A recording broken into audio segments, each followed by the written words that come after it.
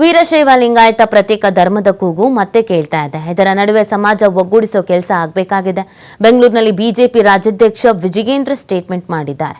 ರಾಜ್ಯದಲ್ಲಿ ಆರ್ಥಿಕ ಸಾಮಾಜಿಕ ಸಮೀಕ್ಷೆಯ ವಿಚಾರ, ಒಕ್ಕಲಿಗ, ವೀರಶೈವ ಲಿಂಗಾಯತ ಎಲ್ಲದರಲ್ಲೂ ಬಡವರಿದ್ದಾರೆ. ಸಿಎಂ ಯಾಕೆ 15 ದಿನದಲ್ಲೇ ಮುಗಿಸಬೇಕು ಅನ್ನೋ ಆತುರ ಗೊತ್ತಿಲ್ಲ. ಕೆಲವರು ಧರ್ಮ ಒಡೆಯುವ ಕೆಲಸ ಮಾಡ್ತಿದ್ದಾರೆ. ಇದರಲ್ಲಿ ಅವರು ಯಶಸ್ವಿ ಆಗೋಕೆ ಸಾಧ್ಯ ಇಲ್ಲ. ಬೆಂಗಳೂರಿನಲ್ಲಿ ಬಿಜೆಪಿ ರಾಜ್ಯಾಧ್ಯಕ್ಷ ವಿಜಯೇಂದ್ರ ಈ ರೀತಿಯಾಗಿ ವಾಗ್ದಾಳಿಯನ್ನು ಮಾಡಿದ್ದಾರೆ. ಪ್ರತ್ಯೇಕ ಧರ್ಮದ ಕೂಗು ಮತ್ತೆ ಮುನ್ನೆಲೆಗೆ ಬಂದಿದೆ. ಇದು ಪತ್ರಿಕೆಗಳಲ್ಲೂ ಕೂಡ ನೋಡಿದ್ದೇನೆ. ವೀರಶೈವ ಲಿಂಗಾಯತ ಅಥವಾ ಲಿಂಗಾಯತದ ಪ್ರತ್ಯೇಕ ಧರ್ಮದ ಕೂಗು ಇವತ್ತು ಮುನ್ನೆಲೆಗೆ ಬಂದಿದೆ ಅಂತ ಹೇಳಿದ್ರೆ ಅದರ ಹಿನ್ನೆಲೆಯಲ್ಲಿ ಯಾರು ಇದರಲ್ಲಿ ಕೂತ್ಕೊಂಡಿದ್ರಲ್ಲಿ ಮಾತನಾಡ್ತಾ ಇದ್ದಾರೆ ಅನ್ನೋ ಅರಿವು ಸಮಾಜದಲ್ಲಿ ಗೊತ್ತಿದೆ. ಇವತ್ತು ಹಿಂದೂ ಧರ್ಮವನ್ನು ಕೂಡ ನಾವು ರಕ್ಷಣೆ ಮಾಡ್ಕೋಬೇಕಾಗಿದೆ.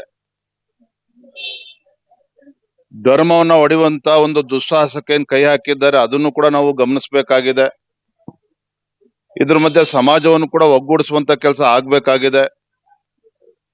ಆರ್ಥಿಕ, ಸಾಮಾಜಿಕ, ಶೈಕ್ಷಣಿಕವಾಗಿ ಇವತ್ತು ಒಕ್ಕಲಿಗ ಸಮಾಜ ಇರ್ಬೋದು, ವೀರಶೈವ ಲಿಂಗಾಯತ ಸಮಾಜ ಇರ್ಬೋದು, ಮುಖ್ಯವಾಗಿ ಪರಿಷ್ಠ ಜಾತಿ, ಪರಿಷ್ಠ ಪಂಗಡ ಅಂತ ಹಿಂದುಳಿದ ಸಮಾಜಗಳು, ಎಲ್ಲಾ ಸಮಾಜಗಳಲ್ಲೂ ಕೂಡ ಆರ್ಥಿಕವಾಗಿ, ಸಾಮಾಜಿಕವಾಗಿ, ಶೈಕ್ಷಣಿಕವಾಗಿ ಹಿಂದುಳಿದಿರ್ತಕ್ಕಂಥವ್ರು ಎಲ್ಲ ಕಡೆ ಇದ್ದಾರೆ. ಎಲ್ಲಾ ಸಮಾಜಕ್ಕೂ ಕೂಡ ನ್ಯಾಯ ಕೊಡುವಂತ ಕೆಲಸ ಇವತ್ತು ಆಗ್ಬೇಕಾಗಿದೆ.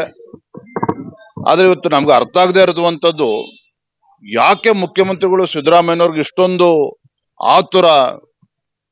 ನಾವು ನೋಡ್ತಾ ಇದ್ದೇವೆ, ಕೆಲವು ಕಡೆ ಜಾತಿ ಜನಗಣತಿಯಲ್ಲಿ ವಿಕಲಚೇತನರು ಕೂಡ ಬಳಸ್ಕೊಳ್ತಾ ಇದ್ದಾರೆ. ಸರಿಯಾದ ರೀತಿಯ ಪ್ರಿಪರೇಷನ್ ಕೂಡ ಇಲ್ಲ. ಇಷ್ಟೊಂದು ಆತುರವಾಗಿ ಮುಖ್ಯಮಂತ್ರಿಗಳೇ 15 ದಿನದಲ್ಲಿ ಮುಗಿಸ್ಬೇಕು, ಈ ಆತುರ ಯಾಕೆ ಇವರು ಸಿದ್ದರಾಮಯ್ಯನವರು ಕಾಡ್ತಾ ಇದೆ? ಇದು ಎಲ್ಲರ ಮುಂದೆ ಎದ್ದಿರ್ತಕ್ಕಂಥ ಒಂದು ಯಕ್ಷ ಪ್ರಶ್ನೆ. ಆದ್ರೆ ಒಂದಂತೂ ಸತ್ಯ,